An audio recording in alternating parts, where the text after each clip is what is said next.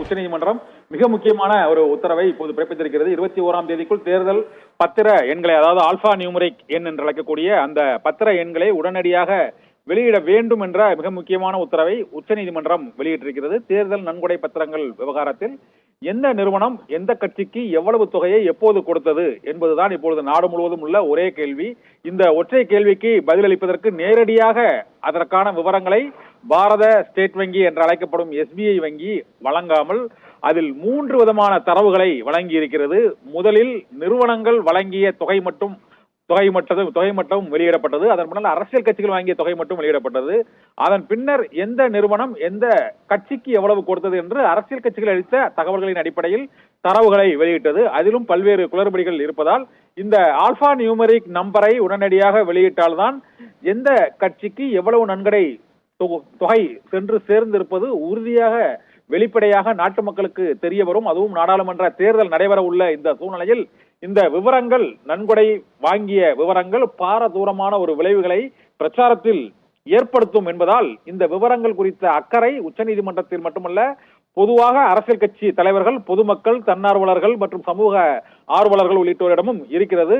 இதுவரை வெளிவந்த தகவல்களின்படி பாரதிய ஜனதா கட்சி மிக அதிக தொகையாக 6000 கோடி ரூபாய்க்கும் அதிகமான தொகையை தேர்தல் நன்கொடையாக பெற்றிருக்கிறது. இரண்டாவது, காங்கிரஸ் கட்சியை விட திரிணாமுல் காங்கிரஸ், ஒரே ஒரு மாநிலத்தில் ஆளும் திரிணாமுல் காங்கிரஸ் மிக அதிக தொகையை அங்கு நன்கொடை பத்திரங்களாக பெற்றிருக்கிறது. மூன்றாவது காங்கிரஸ் கட்சி பெற்றிருப்பதாக தகவல் வெளியாகி இருக்கிறது. அதன் பின்னர் பாரதிய ராஷ்டிரிய சமிதி என்று அழைக்கக்கூடிய தெலுங்கானாவில் ஆட்சி பொறுப்பில் இருந்த தெலுங்கானா ராஷ்டிர சமிதி கட்சிக்கு அதிக தொகை வழங்கப்பட்டிருக்கிறது என்றும், தமிழகத்திலும் திமுக அதிமுக அதிக அளவுக்கு அந்த நன்கொடையை வாங்கி இருக்கிறது. அதிலும் திமுக 600 கோடி ரூபாய்க்கும் அதிகமாக வாங்கி இருக்கிறது என்ற தகவலும் வெளியாகி இருக்கிறது.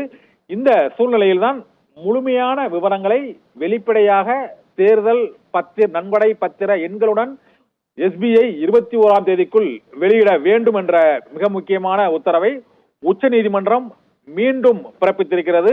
இந்த உத்தரவுக்கு முன்னதாக உச்சநீதிமன்றத்துக்கு கடும் கண்டனத்தையும் உச்சநீதிமன்ற தலைமை நீதிபதி சந்திரசூட் தலைமையிலான அமர்வு பிறப்பித்தது.